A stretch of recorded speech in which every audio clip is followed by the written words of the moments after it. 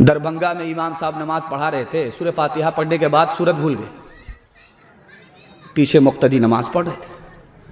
अब सोचा कि अगर मुक्तदी को पता चल जाएगा तो तनख्वाह भी बंद कर देंगे। अब सूरह फातिहा के बाद बार बार घुमा रहे हैं एक ही आयत को, औज़ बिल्लाहि मिनश शैतानिर रजीम, औज़ बिल्लाहि मिनश शैतानिर रजीम, औज़ बिल्लाहि मिनश शैतानिर रजीम। दरभंगा का मुसलमान समझ गया कि ज़रूर दाल में काला है, ये बार बार शैतान क्यों आ रहा है। तो पीछे एक मुंहफट मुक्तदी था, नमाज में ही कहा, इमाम साहब समझ में आ रहा है, कसूर शैतान का नहीं है, शैतान का कसूर नहीं है, कसूर आपका अपना है, आपको आगे याद ही नहीं है। जब हम कलाम पाक से वाबिस्ता हो गए, वाबिस्ता हो गए, सब मरहले हयात के आसान हो गए, आसान हो गए। हाथों से अपने दामने कुरान छोड़ के, कुरान छोड़ के जिस समत हम गए हैं परेशान हो गए, परेशान हो गए।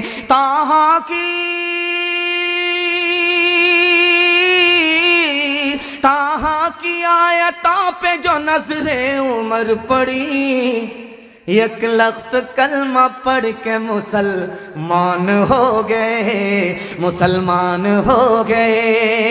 एक लख्त कलमा पढ़ के मुसलमान हो गए।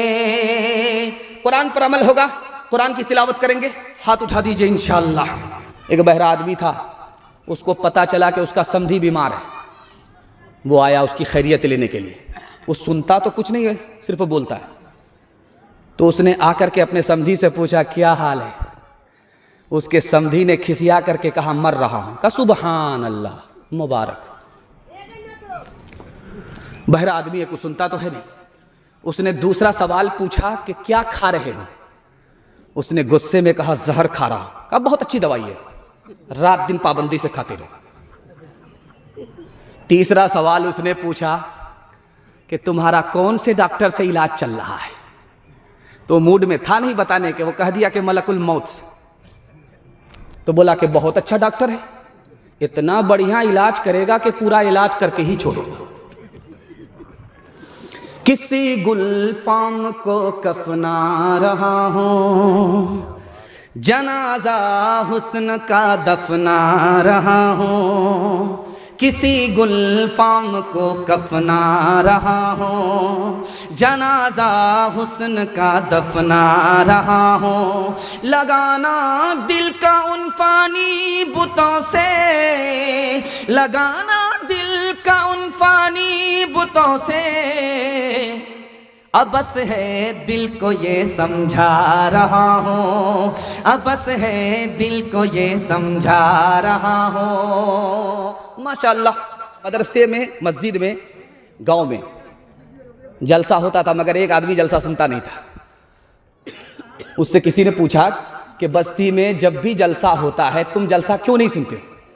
कब मैं रोज़ अपनी बीवी की गाली सुनता हूँ, हमको क्या ज़रूरत है जलसा सुनने की। चौथा पैगाम कुरान के हवाले से आपकी खिदमत में रखता हूँ और दुआ करता हूँ, अल्लाह ज़मीन की पस्ती से कुरान की बरकत हम सबको उठाए और इज़्ज़त की बुलंदी हम सबको अता फरमाए।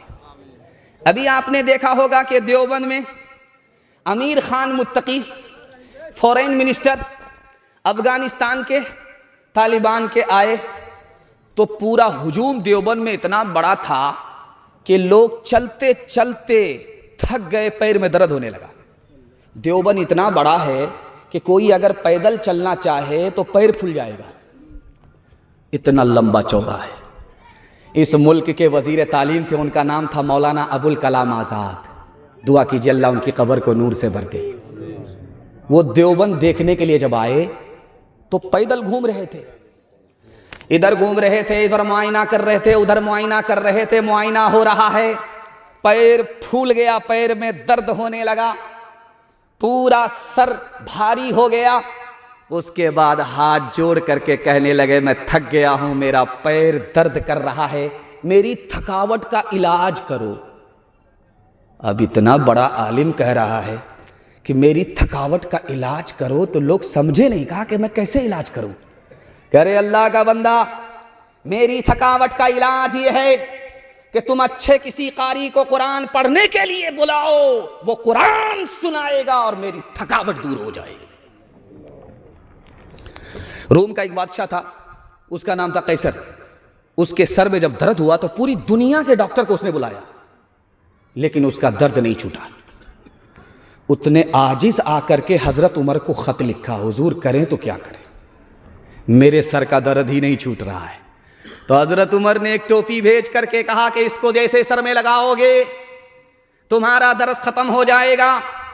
टोपी जैसे ही हजरत उमर की खिदमत से आई, उसने जैसे ही सर पे लगाया, सर का दर्द खत्म हो गया। उसने आजमा करके देखा कि टोपी की वजह से दर्द खत्म हुआ है या किसी और वजह से। उसने टोपी को उतार करके देखा, दर्द शुरू हो गया। फिर टोपी को पहना, दर्द खत्म हो गया। उसने सोचा कि आखिर इस टोपी में जादू क्या है। कैंची लेकर के काट करके देखा, एक पर्ची निकली। पर्ची को खोल करके पढ़ा तो उसमें बिस्मिल्लाहिर्रहमानिर्रहीम लिखा हुआ था। उसने कहा कि बिस्मिल्लाहिर्रहमानिर्रहीम कुरान की एक आयत है। जब एक आयत का यह हाल है तो पूरे कुरान का क्या हाल होगा। अल्लाह के रसूल के पास जब माल आता था तो मस्जिद में खड़े खड़े बांट देते थे। जब माल आया तो लेने वाला ही नहीं। अल्लाह के रसूल ने कहा, अबू हुरैरा दरवाजे पर जाओ, कोई मिले लेकर के आओ, ये माल उसे दे दो। गए, वापिस आए का कोई नहीं है। फिर भेजा, फिर वापिस आए कोई नहीं है। फिर भेजा, फिर वापिस आए कोई नहीं है। कहा, अबू हुरैरा जब कोई नहीं है तो तुम ही ये माल लेकर के जाओ। हजरत अबू हुरैरा हाथ जोड़ करके खड़े हुए, अल्लाह के रसूल हमको ये माल नहीं चाहिए, हमको वो इल्म चाहिए जो आपके सीने के अंदर है। हमें तो वो इल्म चाहिए। इस दौलत को ठुकरा दी, उस दौलत इल्म को हासिल किया। 5400 हदीस के हाफिज बन करके उम्मत को रिवायत की और वक्त का गवर्नर बन गए। सुबह जब होगी तो आपका एक बच्चा स्कूल की तरफ जाएगा, सुबह जब होगी तो एक बच्चा आपका मदरसे की तरफ जाएगा। इमाम मुल्ला अली कारी के हवाले से पैगाम आपकी खिदमत पर रखता हूं, अल्लाह उनकी कब्र को नूर से भरते। आपका बच्चा सुबह को उठा है, एक बच्चा स्कूल की तरफ गया है और दूसरा बच्चा मदरसे की तरफ गया है। तो जो बच्चा मदरसे की तरफ गया है, अभी मदरसा पहुंचा नहीं है, उसके लिए चूंटी भी दुआ करती है और मछली भी दुआ करती। मुल्ला अली कारी रहमतुल्लाह अलैह लिखते हैं कि चूंटी सबसे छोटी मखलूक है, मछली दरिया के अंदर रहने वाली बड़ी छोटी मखलूक है। चूंटी हराम मखलूक है, उसको खा नहीं सकते। मछली हलाल मखलूक है, उसको खाया जाता है। और जो मछली मखलूक है खाने वाली, वो दरिया के अंदर है। जो चूंटी हराम मखलूक है, उसको खा नहीं सकते, वो दरिया से बाहर है। मतलब साफ है कि आपका बच्चा इधर मदरसे की तरफ गया, हर छोटी बड़ी मखलूक उसके लिए दुआ कर रही है। हराम हलाल दोनों मखलूक दुआ कर रही है। जो दरिया के अंदर है, जो दरिया से बाहर है, दोनों दुआ कर रही है। एक किताब है, उसका नाम है दरबार अकबरी किताब है। तो लिखा कि अकबर बादशाह जब हिंदुस्तान में हुकूमत करता था तो उसके दरबार में सबको दाढ़ी थी और अचानक सबने दाढ़ी सफाचट कर ली, चेहरा फुटबॉल का मैदान हो गया। हुआ कैसे, इसको सुना रहा। एक आलिम ने, दरबारी आलिम ने खड़े होकर के कहा कि हुजूर की खिदमत में एक सहाबी आए, गोद में बच्चा था, दुआ दिलाने के लिए लेकर के बच्चे को हुजूर की खिदमत में आए। तो अल्लाह के रसूल ने उस बच्चे का चेहरा देख करके कहा कि इसको तो मोच भी नहीं है, दाढ़ी भी नहीं है, जन्नत में सबकी शक्ल ऐसी ही होगी। अब क्या था, बादल गरजा कहाँ, बरसा कहाँ, अगले दिन सब सफाचट हो गए, बच्चे के बाप सफाचट। अब रात में बच्चा परेशान कि ये बाप है कि माँ है। ये सोपोल है, सोपोल से आप यहां चलिए पंजाब जाइए। तो मैं आपको चैलेंज करता हूं, किसी भी पंजाबी को, सिख को भीख मांगता हुआ दिखाइए। आप नहीं दिखा सकते। सोपोल से चैलेंज है आपको, और देखते जाइए आंख फाड़ फाड़ करके, आप पंजाबी को, सिख को भीख मांगता हुआ नहीं देखें। लेकिन मुसलमान का हाल देखिएगा, हट्ठा कट्ठा उल्लू का पट्ठा। भीख का कटोरा लेकर के बोलेगा मौला के नाम पर दे दो, अल्लाह के नाम पर दे दो। पूछने वाले ने कहा अरे शर्म नहीं आती भीख मांगते हो? का किस बात की शर्म? मेरा बाप नेशनल फ़कीर, मेरा दादा इंटरनेशनल फ़कीर, खानदानी पेशा। अब ये दाढ़ी किसकी सुन्नत है? नबी की सुन्नत है। ये पगड़ी किसकी सुन्नत है? नबी की सुन्नत है। जिंदा कौन कर रहा है? सिख और पंजाबी कर रहा है। आज दुनिया जानती है कि जो इज्जत सरदार को मिली है सिख और पंजाबी को मिली है, मुसलमान को नहीं। एक नबी की सुन्नत को चेहरे पर सजाया, एक नबी की सुन्नत को सर का ताज बनाया। दुनिया पंजाबी नहीं कहती है, सरदार कहती है। आखिरी नमूना आपकी खिदमत में एक मिसाल से पैगाम को खत्म कर रहा हूं। एक आदमी मुसलमान होकर के 2 लाख रुपए का कुत्ता खरीदा, मुसलमान होकर, और उसको गोद में बैठा करके ऐसे पाल रहा है जैसे लोग बच्चे को पालते। उसको किसी आलिम ने कहा अरे शर्म नहीं आती, नबी ने मना किया है, कुत्ते को घर में पालोगे रहमत के फरिश्ते नहीं आए। तो उस आदमी ने कहा इसीलिए तो पाल रहा, जब फरिश्ता आएगा नहीं, मेरी रूह निकालेगा नहीं, मैं जिंदा ही रहूंगा, मरूंगा ही नहीं। सुभान अल्लाह। कह अरे अल्लाह का बंदा, कुत्ता भी तो मरता है, जो कुत्ते की रूह निकालता है वही तुम्हारी रूह निकालेगा।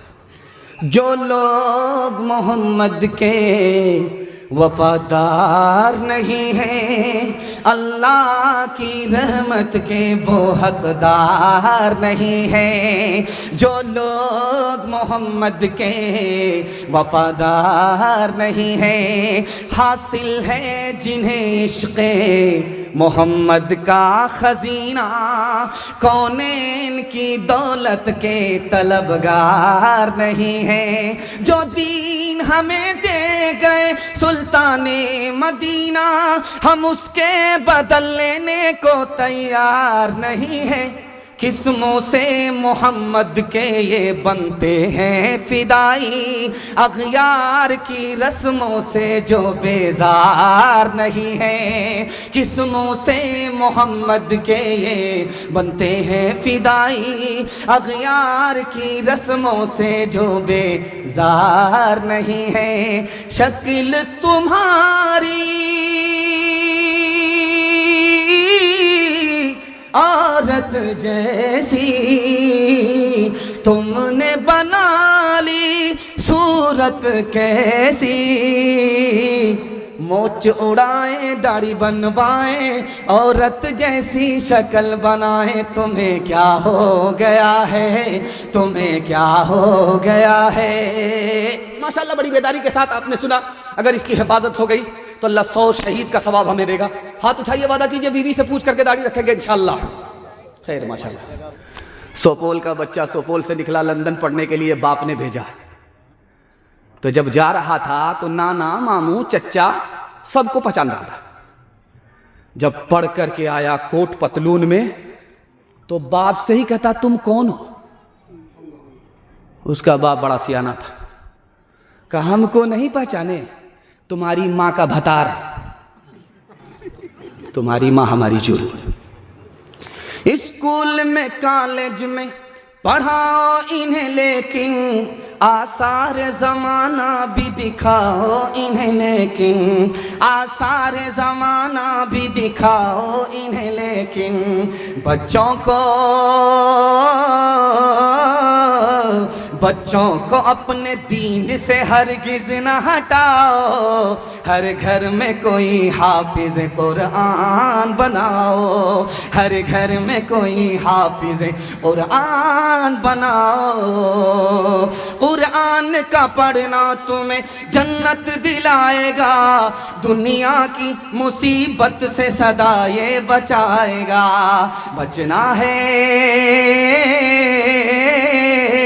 बचना है जहन्नम से तो ईमान बचाओ। हर घर में कोई हाफिज़ कुरान बनाओ। हाथ जोड़ करके एक पैगाम आपकी खिदमत में दे करके जा रहा हूँ। उम्मीद करता हूँ कि आप बेदारी के माहौल में सुन रहे हैं, आपके बच्चे का मुस्तकबिल रोशन होगा।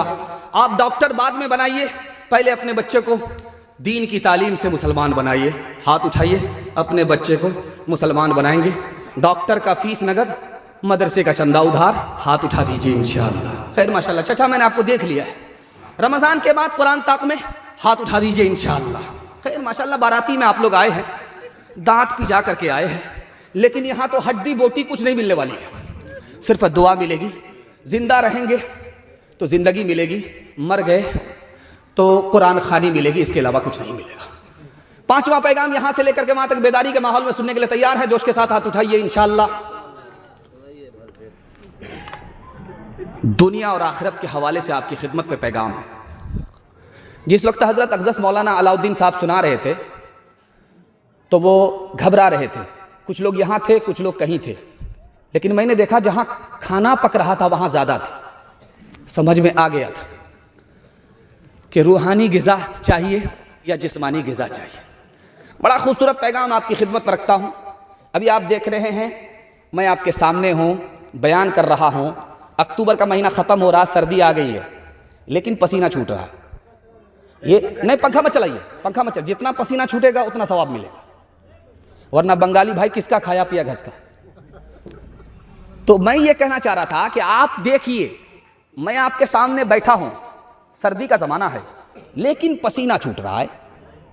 लेकिन मदीने में जब आप दोपहर के वक्त में मैदान में चलेंगे और आपके सर पर सूरज होगा तो ज़मीन ऐसे खोलती है जैसे चूल्हे पर हांडी खोलती। अल्लाह के रसूल ने सहाबा को जमा फरमाया, कहा देखो ये ज़मीन खोल रही है जैसे हांडी पर चूल्हा खोलता है। गर्मी है, जूता उतार करके इस तपती रेत पर खड़े हो जाओ और हिसाब दो, जो मैंने कल तुम्हें पैसा दिया था कहाँ खर्च हुआ, कितना बाकी है, कितना बचा, कहाँ कहाँ खर्च हुआ, कैसे खर्च हुआ, हिसाब दो। पहला आदमी जूता उतार करके जैसे ही पैर रखता है उसका पैर भी जल्ला, दिमाग भी खोल रहा, हिसाब भूल गया, वो भी नाकाम। दूसरा आया वो नाकाम, तीसरा आया वो नाकाम। अब बारी आई आखिरी आदमी की, उसका नाम था हजरत अली रजी अल्लाह अन्हु। अल्लाह के रसूल ने कहा, अली सबसे कम पैसा मैंने तुमको दिया है, जूता उतारो, पैर रखो, हिसाब दो।